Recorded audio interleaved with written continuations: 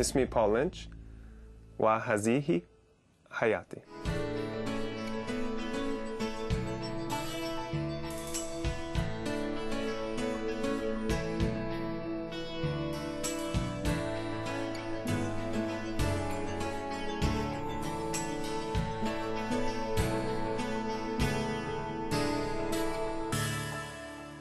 I was born in Appleton, Wisconsin in 1979 to a family of five. I was the youngest of three. I have an older brother, an older sister. Typical sort of Midwestern living family. Grew up playing soccer, basketball, baseball, predominantly soccer though. And then a pretty typical American Midwestern upbringing. And my sister got really involved with the environmental movement and had come home and said, hey, we need to start recycling. And so then we started recycling. And then when I was sometime, I don't remember if it was third grade or what it was, but a group came to our school. It was called Save the Planet, and they did this skit and musical, and it just stuck with me. It seemed easy, small little adjustments that we could make with our life to try to make the world a better place seemed like a really good message to me when I was young. And my sister having been involved with that already, I was able to start joining clubs at school and basically get involved in an environmental movement from a young age. By the time I was in high school, we moved to San Diego, California, and thought this was going to be the place with all the progress and tons of progressive people, and I was a young punk that was involved with the punk community and skating and this and that, and then I got to California and suddenly that was the cool thing to do. So some of that punk feeling had changed a little bit.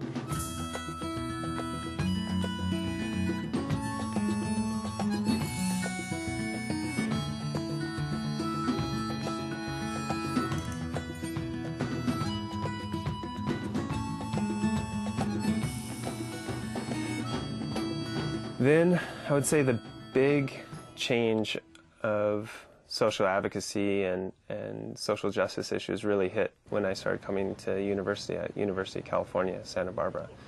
I made a commitment in the freshman dorms to my friend who was a year older than me, and he was on his way to go to South Africa, to Cape Town, for a year abroad. And I was just like, man, that sounds awesome. So I said, okay, I'm making a commitment. Next summer, I'm going. No matter what, I'm going to figure out a way. I'll take an extra job, what have you. So he and I were, this was when I first started getting into media. I bought one of those old RCA camcorders where you put the VHS in, and I got it on eBay for like $250, and I was like, let's make documentaries, man. You know, and didn't have a clue what we were doing.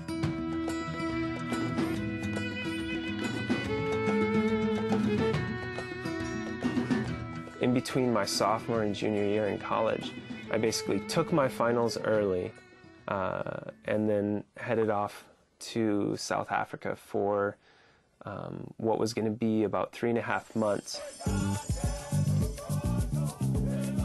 I had my 21st birthday in South Africa. I had the opportunity to go with my friend to Madagascar, and I went for about 3 weeks, and we stayed in his uncle's village. No running water, no electricity.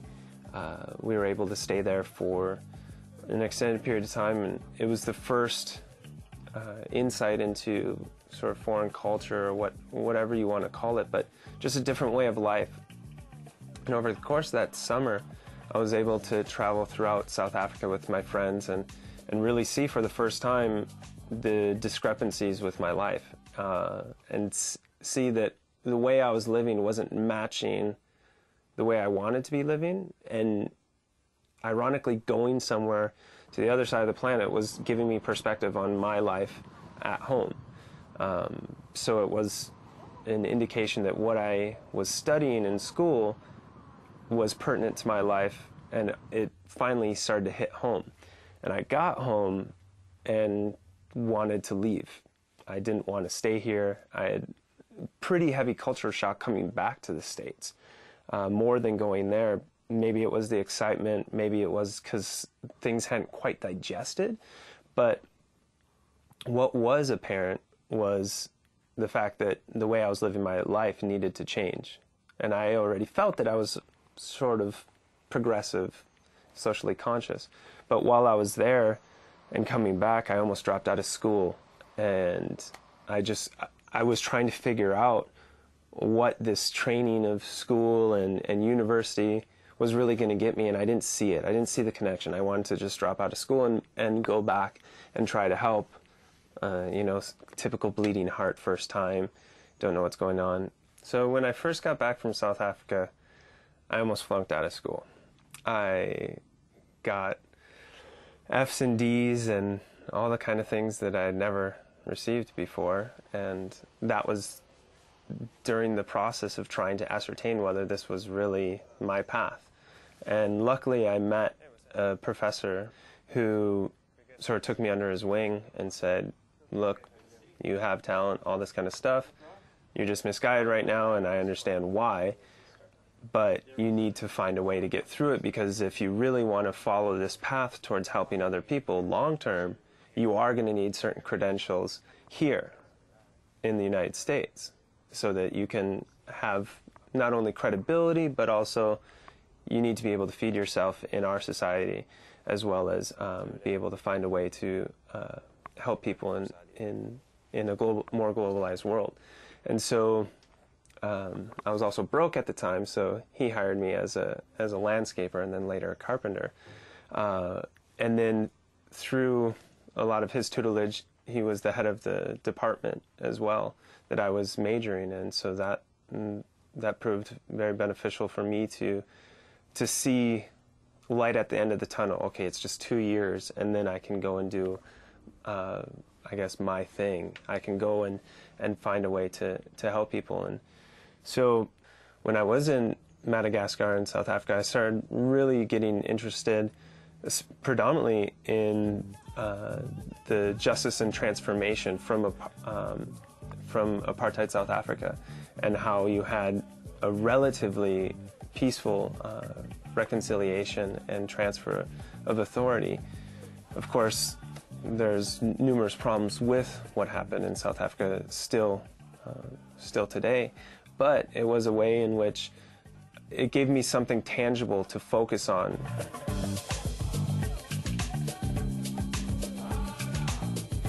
This was sort of the introduction to the Israel-Palestinian conflict.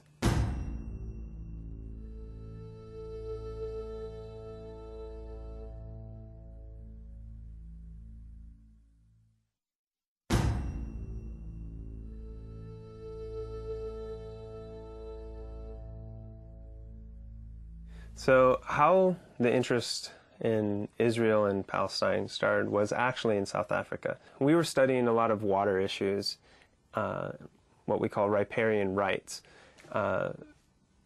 And we started getting access to different people in South Africa that were advocates, whether they were Palestinian refugees living in South Africa or just activists from Palestine. They came down to this World Summit on Sustainable Development. We were able to talk with these people, and because we were interested in water and sustainable development, most of these people were too, because they were sustainable development activists and environmentalists. So we started discussing about water issues in Israel and Gaza specifically, and also the West Bank. But sort of the reason why we wanted to pursue this is because we looked at it as a microcosm of water conflict around the world. And we also looked at it as possibly the one way in which a solution could possibly be negotiated, because no matter what, you have to talk about water. And even when talks would fail, some of our research was indicating that there was still talk on environmental water issues because of lack of development in some of the occupied territories, and sewage issues were still polluting water inside Israel. And then there was a whole series of things that were revealed in our research, suddenly you look at the Golan Heights, and some of the rationale for holding Golan Heights, according to some people, is that it's the tributaries that feed into what people call Israel proper. And then you also have, in the past, you had Jordan and Syria trying to dam up the Jordan River as a way to dry Jerusalem or Israel and out of being able to occupy all this land. So water became an essential ingredient to analysis of conflict for us. This was moving end of 2002 into 2003 in U.S. This is post-September 11th. The U.S. is just gearing up. We need to invade Iraq. We need to invade Iraq. So we sort of took a little bit of a deviation from some of the environmental stuff and said, look, you know, we need to be able to fight this as well, and this is right up our alley, dealing with social justice. So a group of friends and I got together and we started doing a lot of organizing on our former campus, UCSB, and this was all dealing with Iraq, and we were really still keeping this side thing going with water and Israel. And suddenly one day we're like, well, are we going to go? And we said, yeah, let's go.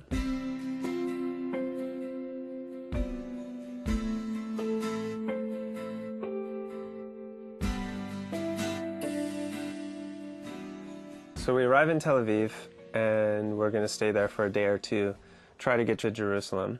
So then, to fast forward a little bit, we're in Jerusalem.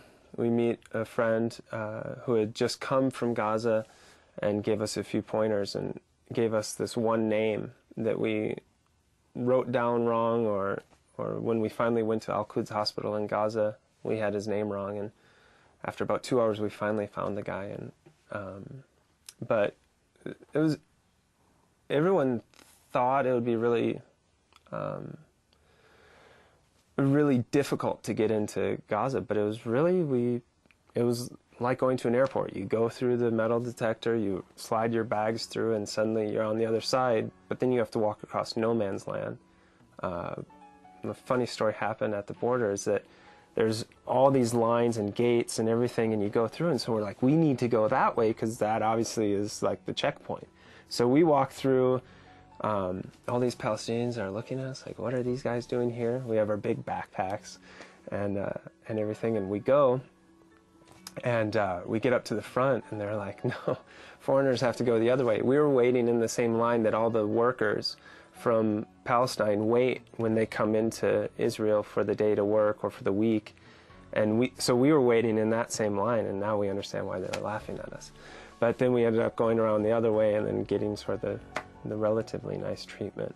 And then we had to walk no man's land, which is this alley of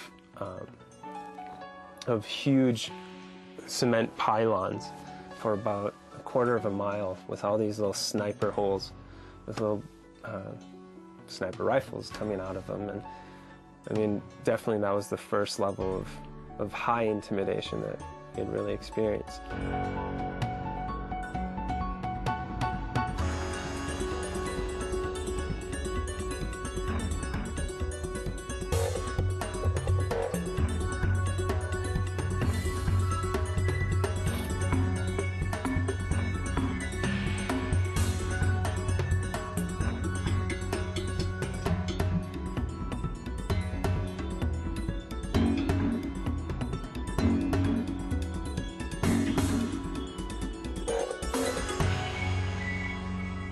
We get our room in the hotel, drop our stuff. It's about midday, and we're looking around and check out the view out of the window. And it sounds horrible, but there's a bombed out building right next to us, and we're like, well, I guess that's appropriate. Well, welcome to Gaza. You know, this is why we're here. And so then there was an incursion the day before, so we're like, okay, let's go to the hospital and see if we can talk to some of the doctors and start trying to just get our name out. We're here, and no doubt everyone said this was super, super dangerous, but the hospitality that we received was phenomenal. People were just like, you're Americans, you're here, why? you know, and we were just like, we want to know what's going on. And we want to show, not so much to the world, because a lot of the world already knows what's going on. We want to show people back at home that don't have the access or the wherewithal or even the opportunity and agency to go and do this. So then we walk down the street and get back, and suddenly we look, and that was the bombed out building next door. So suddenly we asked, okay, when did this happen? All this kind of stuff. What were the circumstances? And they're like, well, it was bombed out. And then they said we were talking to the local shop owner, and he said the most unfortunate thing was that when the door blew off, it blew off across the street and killed a kid on his bike, you know. And so then that's when we started getting the heavy stories just start coming. Every person you talk to, it's just, this is what happened to my cousin, this is what happened to me, this is what happened to my mom, this is what happened to my son, my daughter, what have you. And these stories just compile and compile.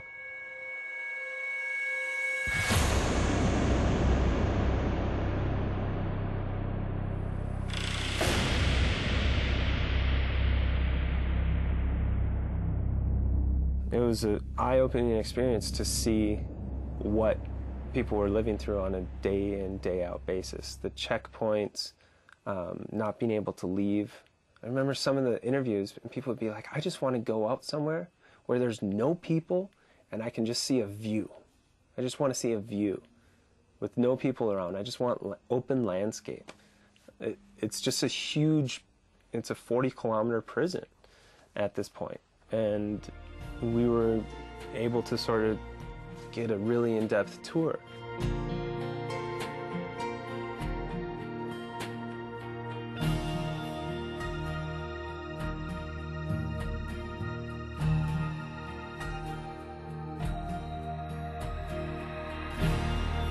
So ultimately, the point is, for all the work that I've done, is to try to bring it back to an audience in America, to offer an alternative viewpoint of what's going on in the world. So that comes to the point of dissemination, which is the most difficult part. And obviously, not obviously actually, it's the thing that I'm worst at. What I tend to do well is go out, get the footage, come back, edit it, do it. The dissemination part is very difficult for me. Now, were they trying to hit you, or were they just trying to scare you? That's the big question. Who knows? This is a series of houses that were destroyed right along the border, and we're basically ducking in and out of all these. Luckily, one of the conduits that I had to disseminate some of this information was at the university, because I had a series of professors that were sort of in my corner to try to teach some of these issues that I was interested in anyway. And that was the first time I showed any of my footage, and it was a hit. There was about 300 students in the class, and gave a sort of question-answer period with one of my former professors, and then showed the footage, and it had some good music in it, some good hip-hop and stuff like that. So suddenly people are like bobbing their heads and watching footage from around the world, and suddenly having this epiphany that, wow, this is a really effective way of getting this information to students. And so I started niching myself with the university. And so anytime I would go on some of these trips or go do anti-war protesting in San Francisco or throughout California, I ended up putting together a piece and then come back and then come to my class, tell about your experience, what's going on. And so the university became the only avenue I could find.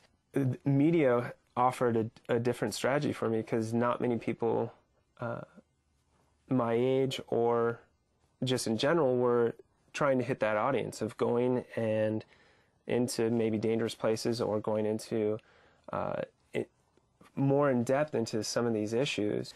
I submitted a 45 to 48 minute, depending on credits, all this kind of stuff, documentary on our time in Gaza to 5 different film festivals, and unanimous denial across the board. Maybe I'm not trying hard enough, maybe I'm not finding the proper avenue, but it's proved more and more difficult. And I'm trying to learn that process better. If I had the opportunity to sit down with the President of the United States for a moment, I would say three things. The first was diplomacy. The second thing I would say was share. We need to share the resources of the world.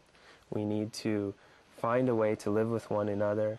We need to find a way towards a shared future. We need to find a way that we respect one another's right to choose our own future.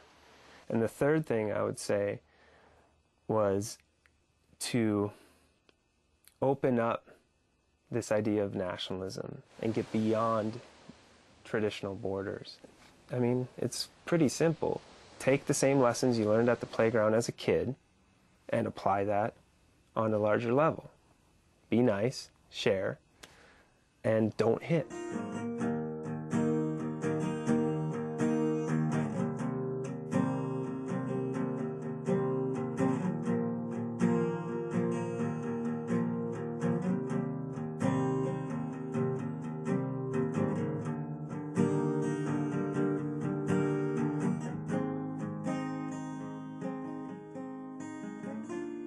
My name is Paul Lynch, and this is my life. اسمي Paul, وهذه حياتي.